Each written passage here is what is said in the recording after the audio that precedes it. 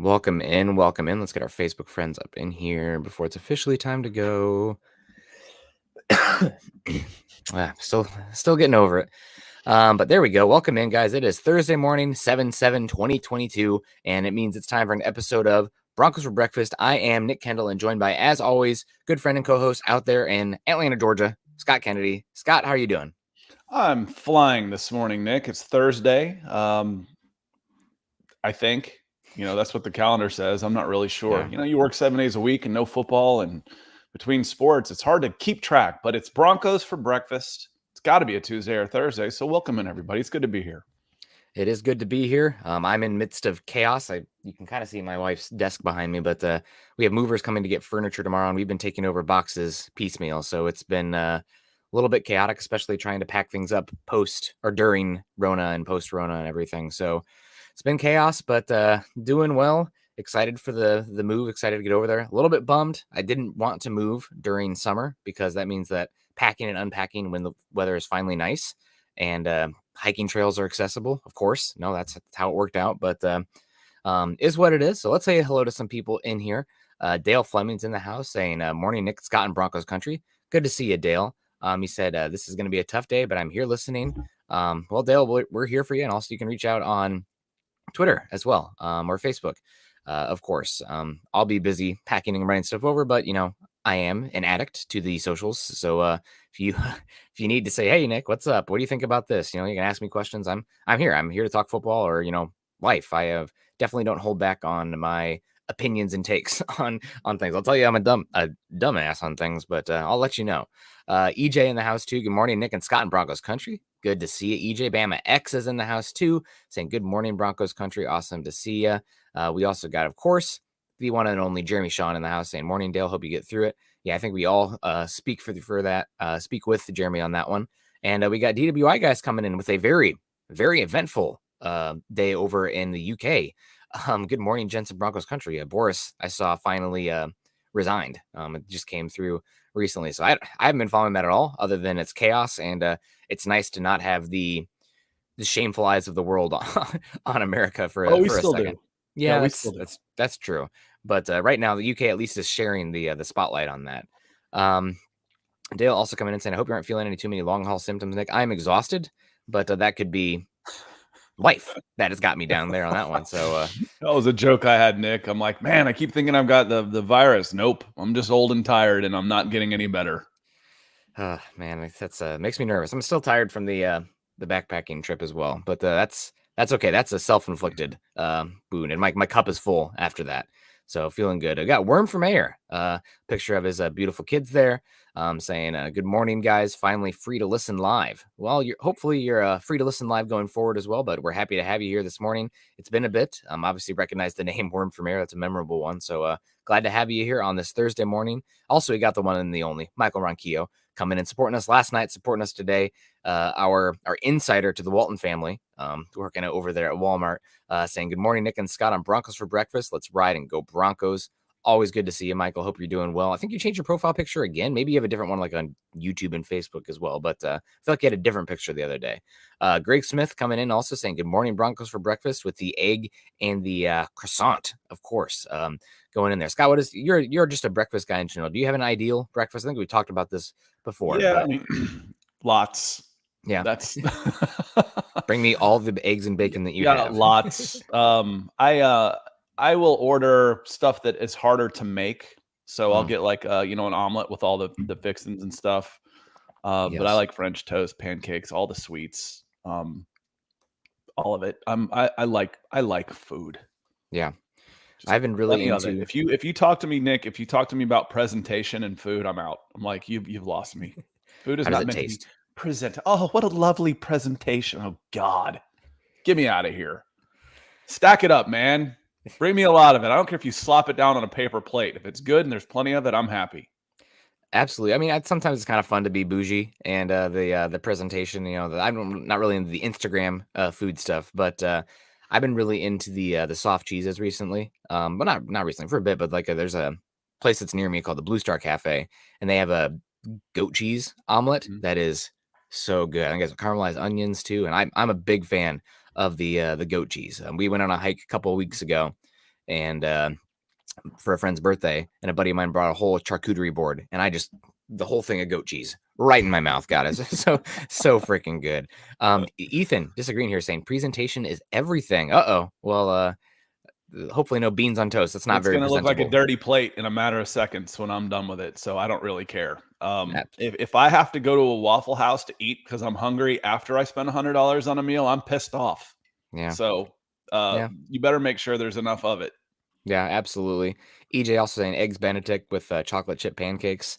Very good. One of my favorite things growing up was we used to go, there's a big grocery chain in the Midwest called Hy-Vee. It's where Kurt Warner worked before, making it big in football. I think he worked there when he was started to make its way down here along with like Lidl or something like that. Okay. So you have Hy-Vees down there now. Okay, well they're monster chains, but they have they used to have, I think it's obviously with everything it's gone up in price, but they used to have the world's cheapest best breakfast. Like it was like, you get a whole plate of like 3 bacon strips, whole thing of hash browns, toast, eggs, and it was like, $4.99 exactly, and a cup of coffee for 50 cents, and it's like we'd go there almost every Sunday. One of the best kept secrets. It was really good post weekend college trips for the guys as well. Oh God, there was a place like that in college. It was called Benji's. I walked in and they're serving 32-ounce draft beers. Oh my God, for breakfast? Well, by the time you were done, but it was just reminding you of, the cheap places you go to. I said, let me have one of them big boy beers and a gin and tonic. And he was like, $3.75. I said, which one? He's like, both. I'm like, oh, we're going to get along just fine. And Ethan knew that I was going to be talking about Hy-Vee. You got to love Hy-Vee. They also sponsor the Cyhawk series, so they're a big Iowa thing. We got Dale Fleming coming in here saying eggs with chorizo and green chili.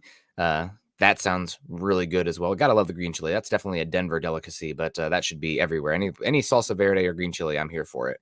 And speaking of college days, I wanted to talk to you because we haven't really got a chance to talk to you about this. Maybe this is more so self-indulgent, but your thoughts on USC and UCLA making the move to the Big Ten in 2 years and the state of college football. And it sounds like Oregon and University of Washington might be left out in the cold because they actually don't bring enough money to the table. So if Oregon, and my understanding is if Oregon and Washington join the Big Ten, all the teams in the Big Ten would make less money than they are going to right now. Well, and the Oregon, the state of Oregon and state of Washington are also trying to pass legislation that says that if it's a publicly funded school, the other one has to go with it. So it's tying them to Washington State and Oregon State, which is also a bad thing.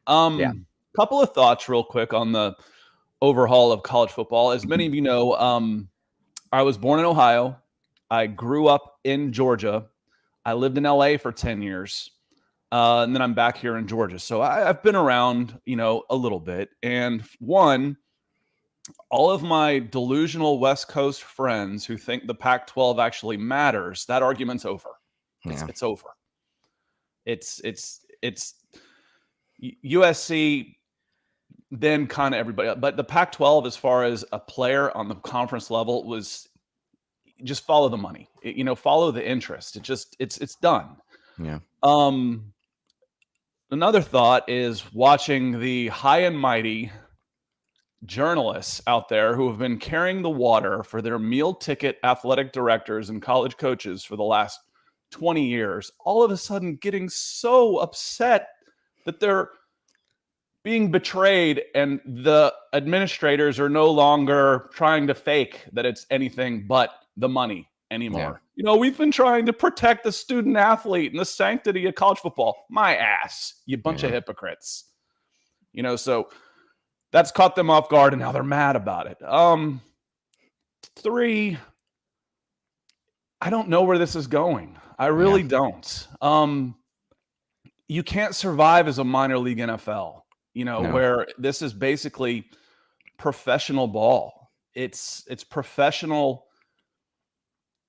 It's professional.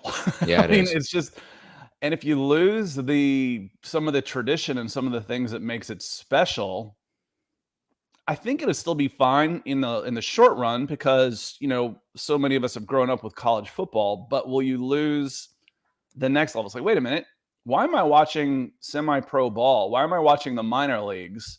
Watching my school or where I have a taste to it, but, USC and Northwestern, it's hard enough to get people in California to attend games.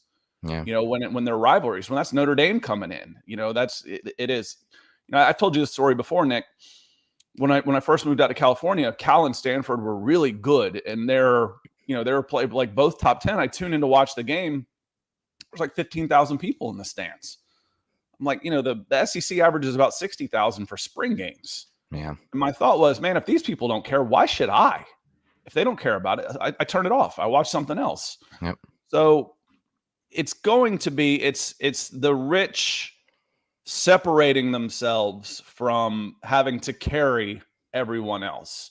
And you've seen this huge jump of everybody wants to be D1. Everybody wants to be in a conference because they want to share in all of that money that they're not necessarily earning. So from a business point of view, it makes perfect sense. Just don't pretend it's anything other than a business. Okay. Yeah. Just don't give me the student athlete. They need to be the college experience. I'd like to cuss and say what kind of excrement that really is. This is big money. Yeah. Big money. And the big money makers are tired of sharing it out with everybody else. Yeah. And I understand that if you can't compete, you shouldn't be in the league. So they're forming their own leagues. Now, in the long run, is this going to turn around and bite them? Is it? Because again, you cannot compete with the NFL. No. And when you're becoming a professional league, you're in competition with the NFL. I think it'll still be fine because you're basically you still have that unholy coalition. And I didn't mean to turn this into 5 minutes, Nick. I apologize. It's okay. You still have that unholy coalition where you have to be 3 years removed from your high school. So you're still having to send people to college football as their training, as their training stuff. So if there was a legitimate, minor league baseball is actually in competition with NCAA baseball. If there was something like that we would see, this would be really, really bad for college football. Right now, it's going to be interesting, but it's consolidating power. The teams that matter is what it's doing. It's consolidating them, and so be it. I feel bad for some of the programs out there that have long-standing traditions. Because if you're not in the Big Ten or the SEC, I think you're going to be left out in the cold pretty quickly. I mean, and it's not that these teams can still probably recruit some good players, but your NIL money is going to be less. The money for your facilities is going to be less. The money for your coaching staff is going to be less, and that's going to play a big difference over the next decade. There's only so much that goes around, though. It'll create a vacuum. Mm-hmm. It'll create an opportunity, and maybe there's not quite as, maybe you're not splitting $100 million between 20 schools, but you're sharing 20 million amongst 5. Or there'll still be an opportunity. It's going to create an opportunity for some of these smaller schools to maybe do things a little differently, and be a little bit smarter with their budgets and their money, and not just count on the big money coming in from their conference. Meanwhile, they're getting their asses kicked and not really competitive in it. Again, how much fun would it be to see relegation in this? Yeah. To set up tiers. And for those of you who don't know, relegation in international sports, specifically soccer, if you finish bottom 3, you move down a level. So Kansas, what the hell is Kansas still doing in the Big 12 football? They've been god awful. Knock them down. Yep. Okay. Bring them down. Let's bring up Wichita State won their division. Let's move them up. Yeah. Let's set these up in tiers and have promotion and relegation amongst the 60 best football teams in the country. That'd be freaking awesome. It would be fun. I think we're going to have 2 super leagues, the Big Ten and the SEC, and that'll be kind of maybe each conference sends 2, and they're just going to leave everybody else out in the cold. So feel bad for you CU Buffs fans out there and anybody like that. But I guess it's kind of like, what is it? What's it called? Naturalism? Is that the word? I can't remember, but Iowa being already in the Big Ten. Whew, thank God. Sorry, Iowa State, kind of laughing at you guys. But we got Mark Schrader in the house saying good morning. Good to see you, Mark. Bam X saying college football is about to get ugly. And that's the thing, Scott. You're talking about who's going to want to watch college football. It's still a good product, in my opinion. It's not the NFL because the quarterback play is different, but I mean, it's still a really good product, and they're not in direct competition. And the NFL loves college football because they have a free training program. They don't have to pay. And promotional and marketing. These guys are coming in as stars. Everybody knows who these draft picks are by the time they get there. Their marketing department is paid for. They don't have to do it at all. And that's why they make them go to college. That's the only cost that it has them, is like, we need to wait 3 years for these guys to come. That's ridiculous. I mean, it's anti-American, it's anti-competition, it's anti-freedom of labor to do that. It's ridiculous. It's like I've said, I've called it the unholy coalition. I've called it borderline illegal. But it's a protected monopoly. And we can get into the conversations of, oh, they don't have to sign these contracts. No, come on. This is so rigged. The system is so rigged against the athletes, where they have one choice and one path, and that's it. If they're going to play football, that's it. They got one path. That's it. Yep. Yeah, it's you don't believe in the what is it, the USFL or whatever it is? I think they just had their. I'd love to see it. The XFL actually is working with the NFL. The USFL is writing into their contracts that they have to be exclusive for like 2 years, so they're kind of in direct competition. Whereas the XFL is writing into their contracts, and they've teamed up with the group. I know this is Chip Smith, who I've talked about before, who trains these guys. He trains the pool of players in Canton. So let's say Malik Reed, and then we'll get to our story. Let's say Malik Reed gets cut, okay? And he doesn't get picked up right away, but he wants to go stay in shape. He can go to Canton and work out with Chip Smith and these group of guys. And when he gets signed, he can get signed right out of there, and they know he's in shape. They know he's ready to go. These guys have also signed on to do that for the XFL. And if the XFL has in their contracts, if an NFL team comes calling, you are automatically released. You are free to go. So they're in partnership with the NFL. That could be the start of something like this. With the player personnel movement, where there will be more opportunities for training and employment. More importantly, employment, where you can earn a living as a football player in this country. Yeah, it'll be interesting to see what happens, but I'm still optimistic, and I still love college football, so it'll be a lot of fun to watch. I'm hoping that Iowa doesn't get left behind somewhat in the Big Ten. And it sounds like the Big Ten is going to hold out the next 2 years, really hoping that Notre Dame will see the money that the Big Ten is making and want to join and lose their independence. And with that, we'll see what happens. They probably want to keep it even. So I could see a team like Stanford coming with over there as well to get that San Francisco TV market and just keep growing and growing. It'd be real easy once you've got the power in two conferences. Those two conferences just say, we're not playing Notre Dame anymore. Yep. That'd be it. That'd be the end of it. Yep. When you consolidate power like that, you eliminate choice. Yep. And you can put the pressure on someone like Notre Dame saying, you're not playing a Big Ten or an SEC school. Okay. Yep. Now you're in trouble. Now you're playing, depending on who stays in the ACC. The ACC, and Mark comes in and says, I'm surprised Clemson hasn't moved to the SEC. I actually did read an article about this. I've kind of not paid that close attention, but I did read the Wall Street Journal article on it yesterday. I can't remember the name of the woman who wrote it, but did a good job with it, saying basically, unless the ACC dissolves, they'd have to pay an unbelievable amount of money. But Clemson and Florida State were always SEC fits, better than ACC, with North Carolina, Virginia, etc. They were football powerhouse, mid-tier academic schools, not the upper tier. And I went to one. I went to Auburn. I mean, I went to a mid-tier academic school in the SEC, but I've kind of always believed in the Goodwill Hunting philosophy of, one of these days you'll wake up and realize you spent $150,000 on an education you could have gotten for $1.25 in late fees at the local library. Education is what you make of it, unless you're in a specific field, a specific professional field.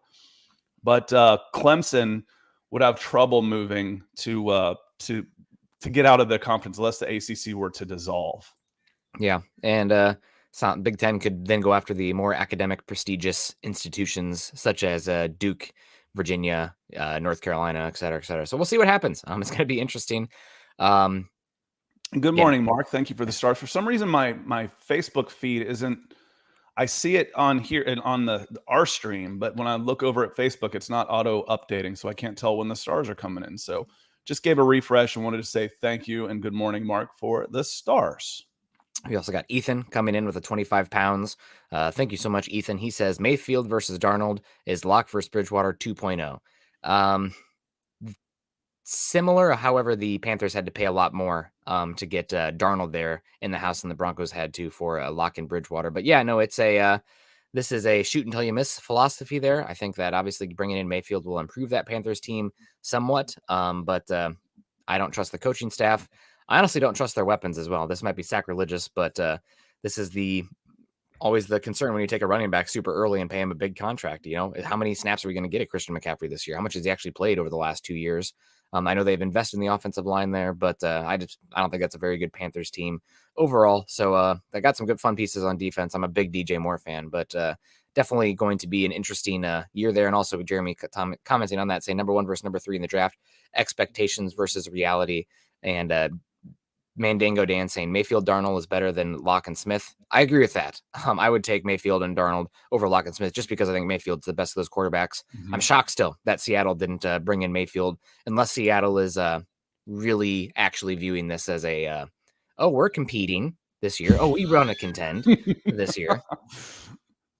Yeah, I think that's where they said here. I think this is where Ethan said something about Jeremy saying, "Don't say it. They don't admit to it."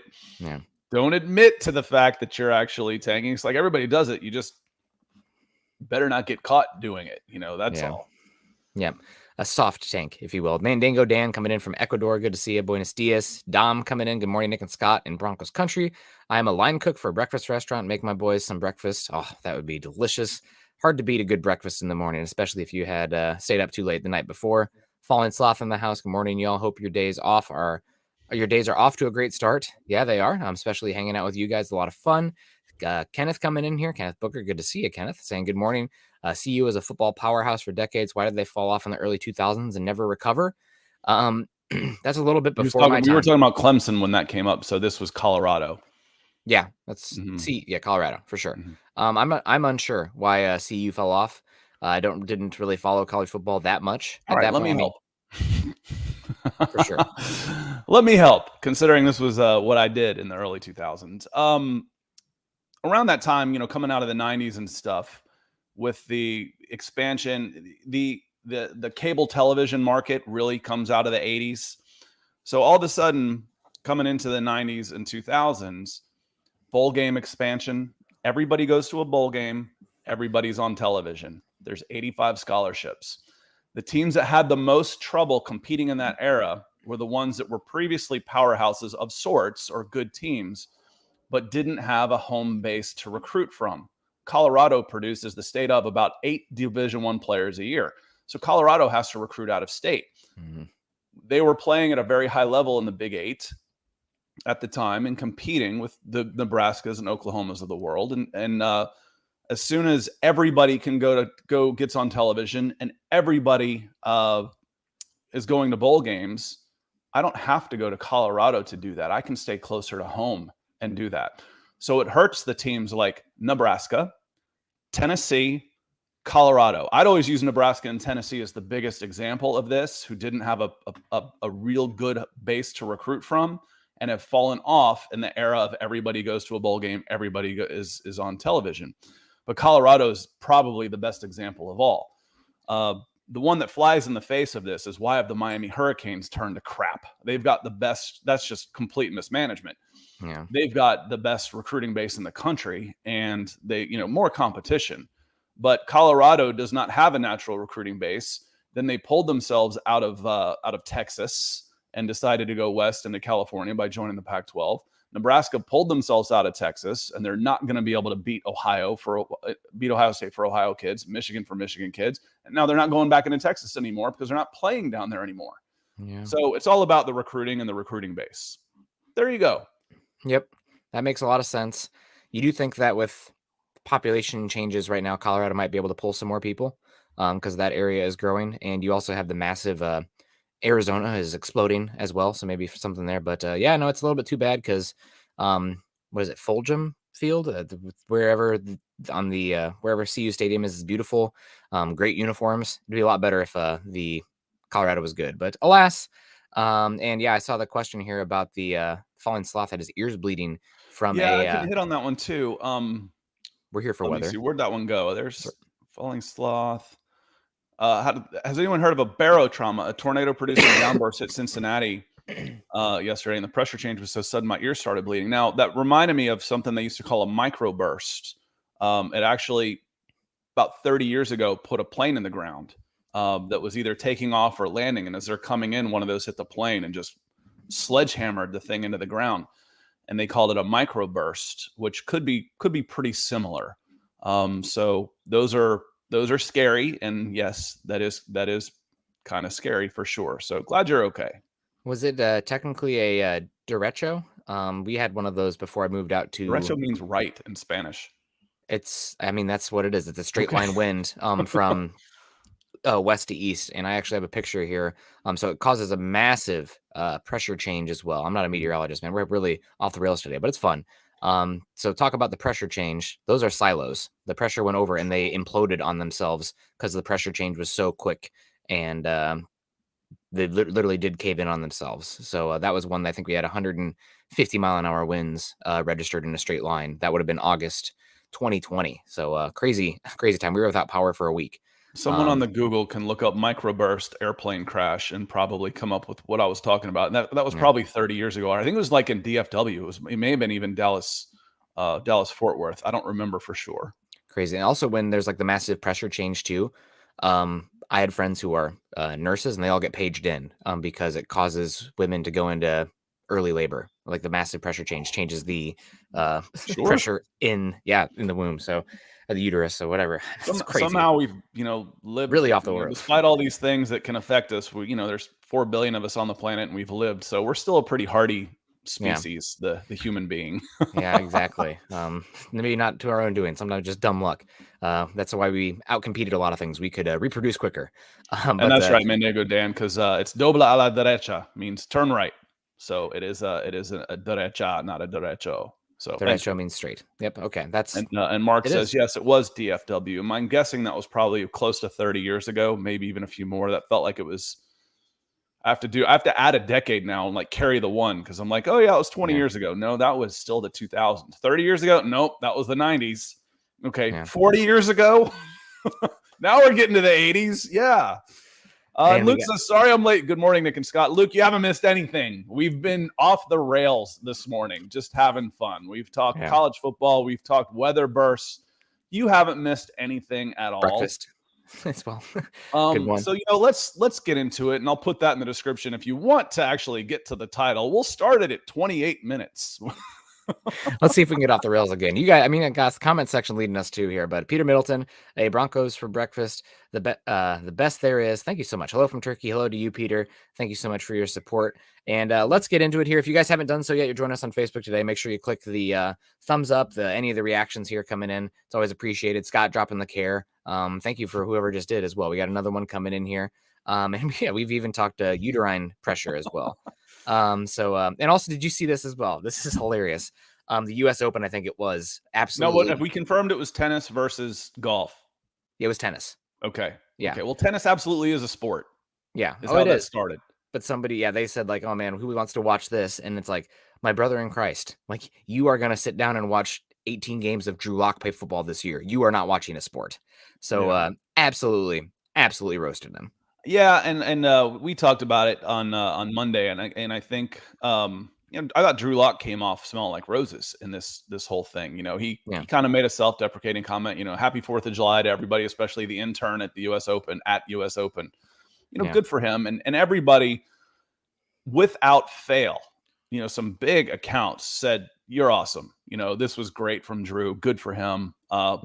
Little small account like me saying this was great. Good for Drew. So I thought that was pretty cool. Yeah. Absolutely. And Kenneth coming in talking about a CU recruited it out of California in the 90s, and it's Folsom Field. They've always had to. Colorado, that was my point. Colorado has always had to recruit out of state. California is the biggest, or California and Texas are states 2 and 1 and 3 on the sheer number of Division I prospects. So they've had to live out of state. They've come in Georgia too, obviously, and down into Florida as well. But that was my point. Why they fell off, Kenneth, it's because they had to live out of state. And through the changing dynamics of college football, it's harder to recruit out of state than ever. Yeah, Absolutely. And Jeremy coming in here saying Drew Lock has taken so many unnecessary shots. It's unreal. He's a stand-up guy. Seems like a pretty good down-to-earth guy. Maybe, a little bit of a goofball. Maybe not always the Peyton Manning serious kind of guy when it comes to in the meeting rooms and whatnot. But I agree with you. I mean, he got shots here because I think a lot of people were pushing him up to be something that he had not shown to be. And that kind of just causes people to kind of get, myself included, annoyed by that and being like, this is not reality that we're talking here. But I would say more or less he is, somewhat irrelevant. And there's no reason to totally disparage him because he hasn't done anything to the point where he should be talked about so much. Well, and the person that started it had Geno Smith in their Twitter account name. I'm like, yeah, take a shot at Geno Smith. Is that just not as fun? Yeah. Geno wouldn't respond. Drew did. So they certainly got a lot more play by saying Drew Lock. Yep. Yeah, absolutely. Absolutely. Well, yeah, hopefully Drew has a good season, just not week one, because he does seem like a good guy. And when I had a chance to talk with him a couple times, always made time. So not cheering against him. Moving forward, topic of today. Now we're at 31 minutes. Malik Reed. Erick Trickel recently had a piece on Mile High Huddle, kind of going through Malik Reed's career to date, saying how he got here, how he did in the college football, going undrafted in the draft, and kind of what's happened here recently with him, where obviously Malik Reed was a restricted free agent this season. The Broncos placed an original round tender on Malik Reed as an undrafted free agent, which means that any deal that he signs, the Broncos would have a chance to match. And if they didn't, another team the Broncos would get nothing back in return and he would move on. And no team paid Malik Reed any interest or money, maybe thinking the Broncos would, match it or something, but still didn't get signed. So he's going to be by another team. So he's going to be on the Broncos for a 1-year deal that's worth slightly less than $2.5 million. And they waited on the very final day of that window to do so. So now it does seem like even though Malik Reed has had a pretty good, on paper, like the classic stats, especially sacks career, a lot of the other data surrounding him and just, the fact that he was not signed by another team despite his stats point to him maybe not being as highly sought after or valuable in the NFL. And let me see, what do we have here for sacks from Malik Reed in his career? Here we go. He's had 15 so far in his career. He had 8 in 2020, only 5 last year. But been an okay player for the Broncos. I mean, somebody would pick him up if the Broncos dropped him, no doubt. But is he in trouble? Are we talking about a guy who's probably on the move this offseason? I think so, but it might not be trouble from his point of view. So I don't remember who asked, why would we cut him? He's cheap. It's not that expensive. He's proven to be a decent backup and come in and get some numbers, stat pat, if you will. But shoot, 5 sacks would have led the Falcons last year, and it was probably pretty close to the top of the Broncos chart last year too. So he can actually get some of those things done. However, if you take a look at the players that are ahead of him, he might say, release me. I've gotten, once people start calling his agent, hey, we've got a spot here. They can try and send a 7th round pick to Denver, or they can start working through their agent and say, go ask for your release. You're not playing. And I think they would, but that's why it would be. Malik says, I've got opportunities to go play somewhere else. Will you release me? That's why. And the Broncos could do it. They might try and work out a deal and say, yeah, let's see if we can get a 7th round pick for you first or something for you first. And if we can't, we'll do right by you. We will. Yeah. That is certainly a plausible scenario for a guy who's looking to be 3rd team at best at edge rusher coming in this year. You've mentioned the 2 starters. Again, you could move up quickly based on injuries. But if I'm talking on Bradley Chubb, how long before I get to Malik Reed on the pecking order here for a pass rusher? If I've got Bradley Chubb, I've got Randy Gregory, I've got Jonathon Cooper, I've got Nik Bonitto. Now I've got Baron Browning. I'd put all those guys ahead of him. 6, yeah, at best. And maybe even when you're talking about the 6th guy, if they do want to carry 6, Andre Mintz offers more special teams value. Which, if you're the 6th edge rusher, you better damn well be a special teams player. So, yeah, it's an interesting discussion with Malik Reed. You did hit the topic here that I wanted to get to is the injury and the unprovenness above him. I mean, if you have one injury to one of those guys, maybe that changes the dynamic of your edge rusher room. You want to keep that consistent player there. But Malik Reed has been he's been a good pass rusher. He, in my opinion, is more of a pure third down designated pass rush type because he is detrimental to the front on first and second down against the run. That Cleveland game was an albatross, and he was going up against an injured Jedrick Wills, and he just was getting airlifted. Another game where he was just absolutely destroyed was the Eagles game against their right tackle, who's incredible, Lane Johnson. Fronts. The physical bullies fronts. He's having trouble. You know who doesn't have trouble? Gary Leeds Palmer keeps the lights on here, keeps my forehead nice and shiny, is helping Nick get moved, coming in with the stars and the coffee. Thank you, Gary. He says, hi, Nick and Scott. Hope I didn't miss too much. Well, depending on your point of view, you either missed a ton or you didn't miss anything at all. So we hit all kinds of topics. Gary, I think you'll enjoy the first 30 minutes where we went and kind of ADD'd our way through the first 30 minutes of this show.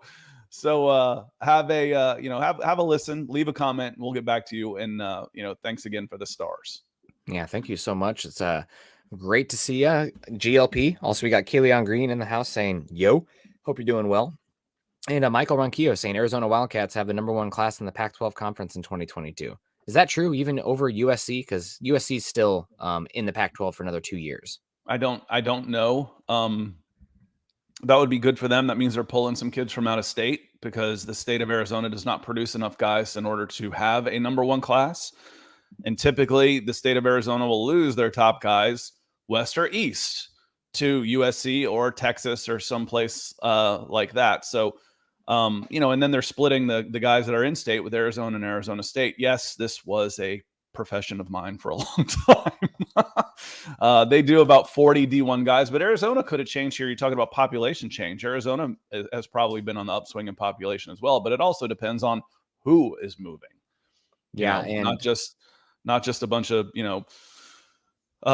mobile upper class money people with 5-10 soccer players. It depends on who is moving in there. One of the biggest move, and then I'll get off of this. One of the biggest changes dynamics in the movement of college football was actually Katrina. Yep.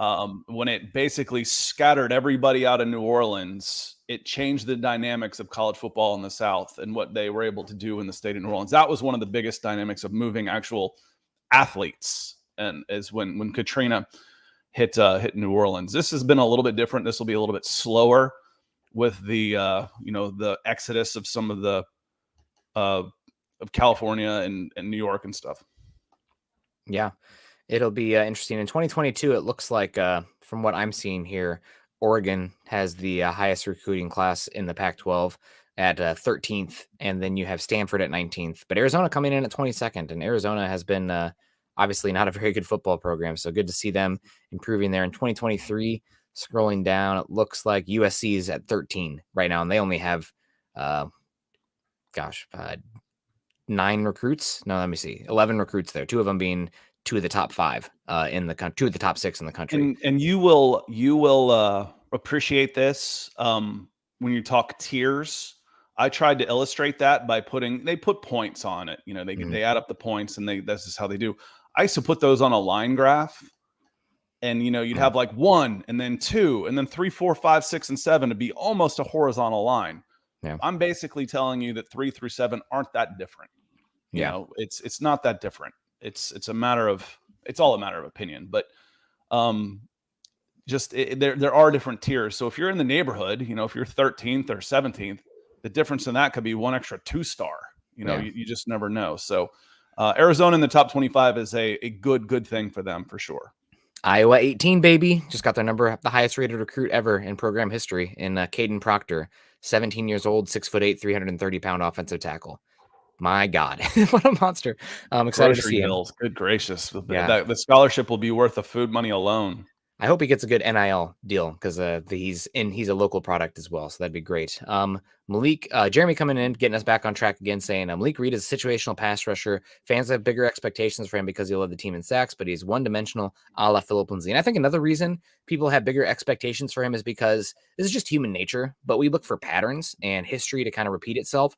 So people see Malik Reed coming in right after you let Shaquille Barrett go, undrafted free agent, similar path. Oh, he's definitely going to be the new Shaquille Barrett. We just had one. We're going to do that again. Doesn't really work that way. So again, Malik Reed, I think the Broncos last year, they did a move mid-season where they traded, I want to say a 5th and a 7th and got back Stephen Weatherly and a 6th. Don't quote me on the exact specifics of the deal.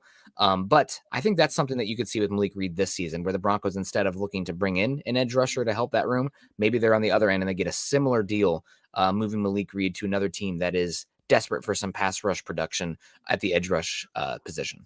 Yeah, one-dimensional in that case isn't necessarily a bad thing. No. If he's sacking the quarterback, if his one trick for the one-trick pony is sacking the quarterback, he's going to have a job for a long, long, long time.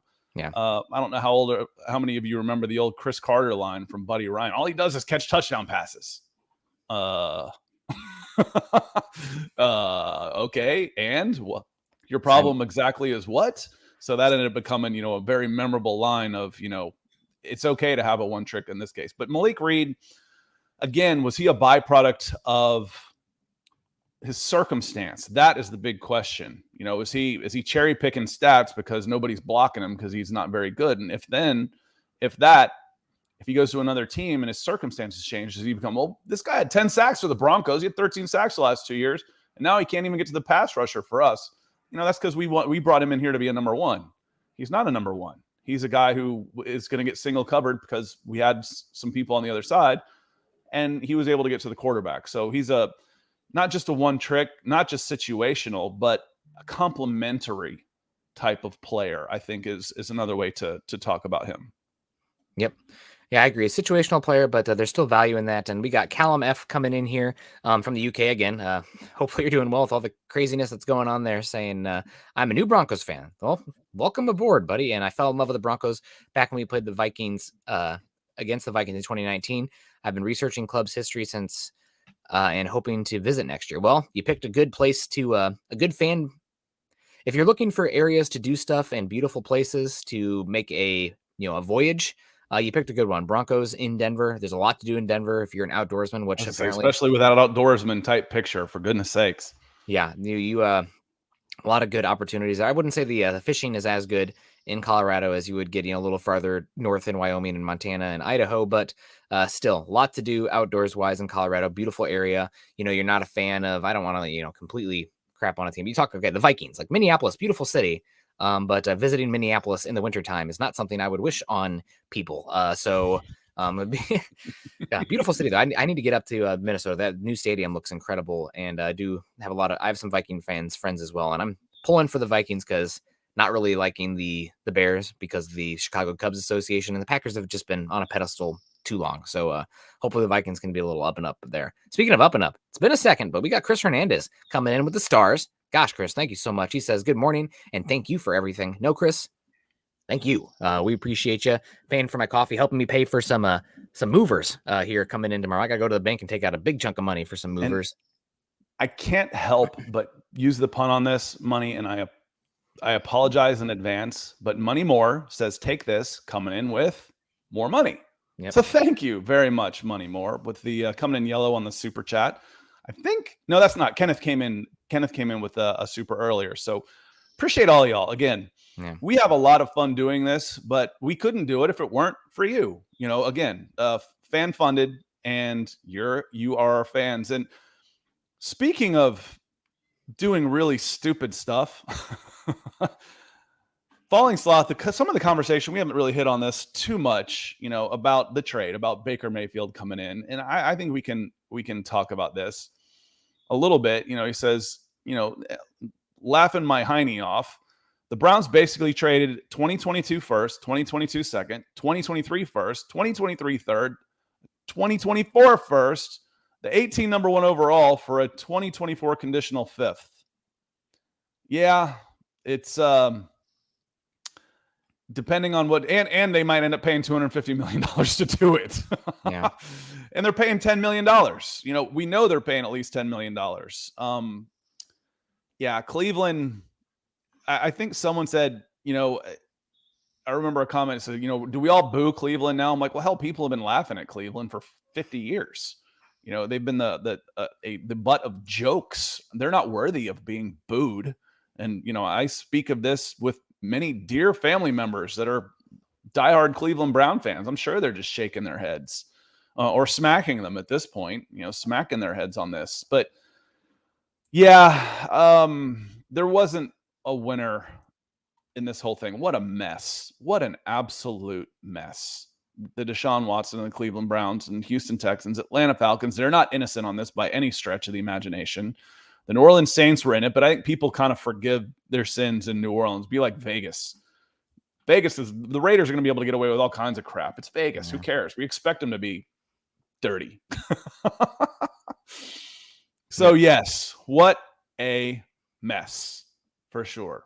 Yeah, absolute mess. And Mark Schrader's coming in with a moving fund. Big time stars. We'll have Chad tonight, Mark. We'll have Chad do an update on the July stars, and I'll be shocked if you're not sitting at the top. So thank you very much. You're just a huge help to our show. Appreciate you. Love you. I know Nik, appreciate you contributing to the moving fund too, because moving sucks. Have I mentioned that? Moving sucks. Yep. Yeah, moving is not very fun. Luckily, we have a little bit of benefits of moving here. We have a little bit of time to do it piecemeal. We don't have to be out of this house like immediately. And also they're tearing it down and building up a new house, so we don't have to scrub it clean so the next tenants have to come in. So that's trying to practice some gratitude here on that one. Yeah, we have I guarantee you, here we go. Vikings suck. Ernie Mays coming in here. Ernie Mays. Everybody sucks but the Broncos. Ernie, I love you for it, man. That's great. And thanks again, Mark, for the support here. So before we start to wrap on up, final expectations here for Malik Reed. Is he going to make this team, or do you think he's going to be on the outside looking in? I think eventually he'll ask for either a trade or a release. Okay. When he lines up at camp and he sees himself third string, when he sees Nik Bonitto over there and he sees Baron Browning lining up in his position and Randy Gregory lining up in his position, he's going to look around and say, I signed because I needed a job, but I need another opportunity. So I don't expect him to be on the roster come middle of the season. Yeah, very possible. And one thing that we didn't touch on that I wanted to also, the reason that Malik Reed is more of a movable asset for the Broncos than all these other guys, just 1 year of cost controlled left. Jonathon Cooper, you have 3. Randy Gregory is 2 to 6. Obviously, you still have Chubb, but Chubb's a chance to be like Chubb has the ability to be the best player on your defense. I mean, honest to God, you're not looking to move him. And then you just drafted. Go ahead. Sorry. In theory, you've got infinite years of cost control on him, though, because he's cheap because he hasn't been very good. You basically said somebody come take him, and they didn't. I know what you mean with the contract, but if he's $2.5 million non-guaranteed, so you get that money back right away, and there's no dead cap cost in there. So that is a bad situation to be in as a player. You're counting your days and you're staying in shape, saying, okay, I better be in good shape because they could kick me out at any given time and not owe me a penny. Yep. So he's wouldn't surprise me at all. Like I said, there's a lot of reasons to think that he won't be on this roster come middle of the season. Yeah, no, absolutely. And Jeremy's saying too many questions at edge. He'll be here. Definitely possible. It's just the other thing here about Malik Reed is that he is redundant somewhat to a point where he doesn't bring a very different skill set than your Baron Browning / Nik Bonitto as well. If he was like, let's say, not the best pass rusher in the world, but an absolute freaking monster at setting the edge and some versatility to play different techniques across the line of scrimmage, maybe he could have a better chance to make this team, in my opinion, because he's more versatility and just filling a different niche. But you're talking about a guy who is a DPR, in my opinion, who probably offers more on first and second down, dropping into coverage than actually being an edge setter. And that, to me, is the exact same niche / role that you're probably going to see with Baron Browning with Nik Bonitto, and he has less upside, less athleticism, less cost controlled, less pedigree, less investment. Less investment. Yeah, exactly. Than any of those guys. So it's definitely a question mark with him. Again, not to totally crap on the guy. He's had, 12 sacks in his career, or excuse me, 21 sacks in his career. I don't know, 8 in 2021 and 5 last season. So hopefully he will find somewhere. And if he does make this team, that'd be great. It's just he's a little bit limited, and we'll be curious to see how he plays. Also, new coaches coming in, new scheme coming in.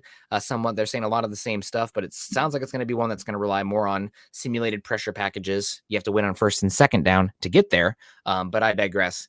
So we'll see. It will be interesting. He's been a good player for the Broncos. Obviously, I think Jeremy also said it earlier. He is way outperformed his investment as an undrafted free agent, so that's just good business. He's been a good player for the Broncos in that regard, but what is it? Only 30% of players in the NFL get a second contract, and not many, stick around. So he has definitely, as Jeremy says, Malik has overachieved his expectations. Playing with house money with him, definitely possible that you appreciate that you had him, but maybe more value elsewhere. Maybe Broncos can get some extra draft capital from him.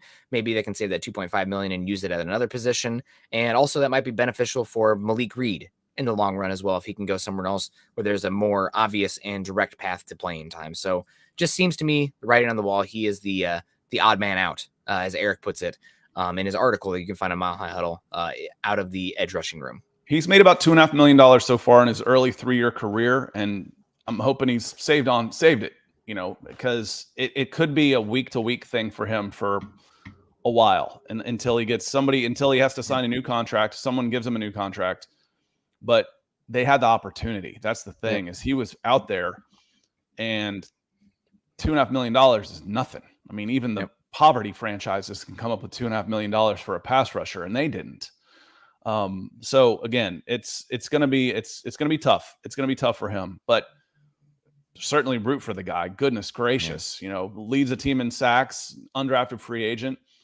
Get it done. Anything you said, again, house money. Jeremy said it well, for sure. House money. Yep. Absolutely. Well, again, Greg coming in saying, Mark Schrader, holy cow, great stars. Thank you so much, Mark. We appreciate it. Also appreciate you hyping me up on my Facebook with the backpacking pictures here. My next backpacking trip will be the end of this month. Going to be going up to a Royal Lake Basin in the Olympic Peninsula. Man, I absolutely love the Olympic Peninsula. It's gorgeous out there. So wild. Really, I was hiking out by myself 9 miles on July 4th and really just filled with great pride for the country and the fact that this country, set aside all this public land for all these people and doing the best to preserve it. So national parks, in my opinion, one of the greatest things this country has done. So shout out to, Teddy Roosevelt and everybody who's done that and help preserve those, because, man, it's really a refuge for myself and many others. And if you haven't got a chance to visit the national parks in this country, I recommend it. Make sure you plan, though. You can't just show up last minute to a lot of these ones because they are very popular right now. You want to make sure you're getting up early and have all your stuff. But gorgeous place we live. Really, really thankful for that. Ethan coming in also saying, 25 pounds, saying, good show, gents. Thanks, Ethan. It's always good to see. I missed you last week. And it says, take care, everyone, and have a great weekend. # the closer. # Broncos for breakfast. We appreciate you, Ethan. Hopefully you're doing well there. Hopefully things don't get too chaotic over there in the UK with the Boris Johnson stuff. Do they even have a government anymore? I don't even know what the heck's going on. But chaos. It's in the transfer window, so it gets buried under the Raheem Sterling news, for goodness sakes. Who cares about the government? Governments come and go. You're talking about a winger for, moving within the Premier League. No, I'm just teasing, sort of. All right, well, guys, we're going to get on out of here. Next time you see me will be Tuesday morning, and I will be in a new location. I'm going to apologize in advance for the yellow walls. That'll be in my background, but we're going to have to kind of just finagle things for a little bit as we move into the new house. So we appreciate you guys. What's the rest of your day and weekend looking like, Scott? I'm sure you got 10,000 baseball tournament games. Softball. We're actually kind of in the middle of tryout season right now. Okay. So picking up in a tournament, but today's pretty relaxed until tonight. We might actually talk some football with me and Chad on the Mile High Huddle podcast tonight. So I will be guesting for Zach again tonight. Enjoyed today. Apologize for those of you man, these guys don't talk any football. Apologize. It is July 7th. which means since this is kind of the end of the week, one more week in the books, and we're one more week closer to football. August 13th, I think, is the first. It's my daughter's birthday, actually. Is the first preseason game with the Dallas Cowboys, so it's a month away. There's plenty. We'll have plenty to talk about. Today we had some fun, and we appreciate you bearing with us, and for those of you that joined us in the conversation today. Yeah, I mean, it's just, a little bit of hanging out, chilling, but it's a good time. Yeah, thanks again. Wow, Mark, for the big stars. We appreciate you guys. We did talk some football today, but it's a little bit more of a not super specific on the Broncos, because we have a lot of different holistic stuff. And I think this is a fan base. I mean, a lot of the guys in here and you and I joining together was big about the NFL draft, and you need to understand the landscape of college football to really understand what's going on in the draft. So I think that UCLA, USC shift joining the Big Ten is a conversation that we needed to have at some point. We'll probably continue to have stuff that about college football, because it feeds into the NFL and the NFL draft. Yeah, and it'll help.